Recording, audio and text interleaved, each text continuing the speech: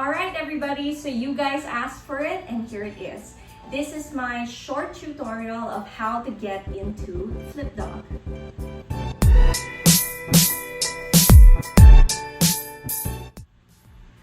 And so Flip Dog happens usually from two places. It comes sometimes from three-legged dog or side plank pose. And so we'll start off with the first option that is more commonly taken. Usually what happens when people come into down dog, and then when they spin the hips open to hip joint mandala, they work on dropping the foot really early. And so because you want that foot down, the bottom leg has no choice but to bend. And so what ends up happening is that they either have to step that foot away or they end up in some reverse tabletop situation right here. So I'm going to give you a tip on how to make it a little bit more efficient. So from downward facing dog, you're going to take the right leg back to three-legged dog. You can spin the hips open, stretch it out to start, but I like starting with my pelvis facing the floor.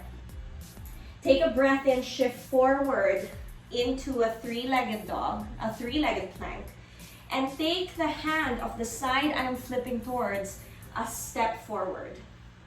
From here, I lift my right thigh, spin to the outer blade of my left heel, and bend the top knee, drop the ball of the foot down. This is important.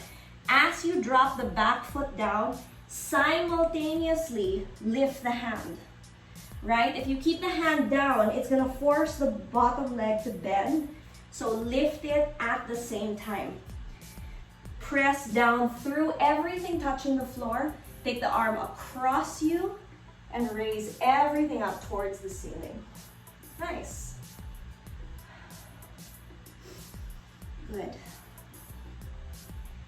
Second way we come into Flip Dog is from side plank, which is pretty much the same thing. And so from side plank, whether or not I'm coming into Flip Dog, I always step the hand of the side I'm flipping towards a step forward. Spin to the outer blade of my foot, take side plank as usual. Pick up the top leg, extend the hip as I bend that knee, and then drop the ball of the foot behind me. Make sure that this hip is extended. Sit off of your standing leg, push up, arm reaches across and over you. Let this arm kind of externally rotate as you reach up. Press down and away from the floor. Breathe into your chest. Nice. For those of you who take it into Urdhva Dhanurasana from there, you absolutely can. And so these two concepts basically, where people get it mixed up and where down dog, flip dog rather, gets confusing, is that there isn't always enough space to kind of flip. And so walking the hand of the side you are flipping towards forward, even just a step, makes the biggest difference. I hope that helped you guys. If you have any more requests for short tutorials like this, don't hesitate to reach out to me. Until next time, you guys, bye!